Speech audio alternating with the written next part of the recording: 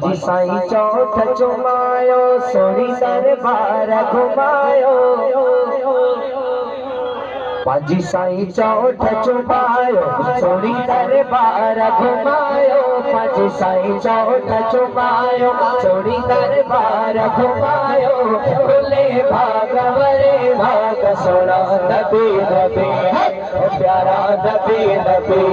पंजी साईं चौठ चुमायो सोनी दरबार घुमायो पंजी साईं चौठ चुमायो सोनी दरबार घुमायो खुले भाग वरे भाग सोना नबी नबी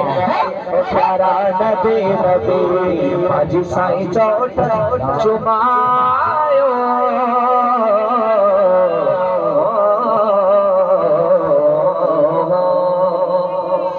सुभान अल्लाह शायर शायर शायर शायर चेतो जदी आशिक मदीने वेंदो आशिक मदीने आज साहब इंशाअल्लाह 7 तारीख ते मदीने वञण खाई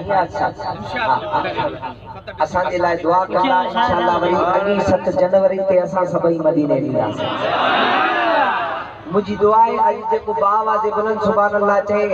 हिन साल ना हिन महीने मदीने हलियो भई थले बावाज़े बुलंद चए सुभान अल्लाह शेर समाज फरमाओ गुंबद खजरा जो नजारो अजीब गुंबद खजरा जो नजारो अजीब जेको दिसे से जो भलारो नसीब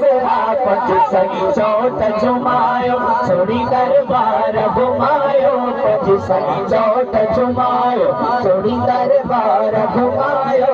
खुले भाग वरे भाग सोना नबी नबी प्यारा नबी नबी पंज साईं चौठ चुमायो सोनी दरबार घुमायो पंज साईं चौठ चुमायो सोनी दरबार घुमायो खुले भाग वरे भाग सोना नबी नबी प्यारा नबी नबी पंजी साईं चौठ चुमायो ऐ मोराई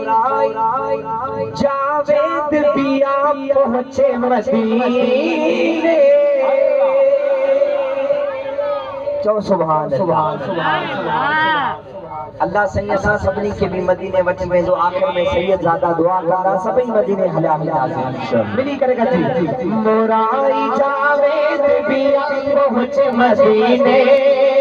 सालन था आगे इहा सालन था आगे इहा सिक मुझे सीने पंज साईं चौठ चुमायो सोनी दरबार घुमायो पंज साईं चौठ चुमायो सोनी दरबार घुमायो खुले भाग वरे भाग सोना नबी नबी प्यारा नबी नबी पंजी साईं चौठ चुमायो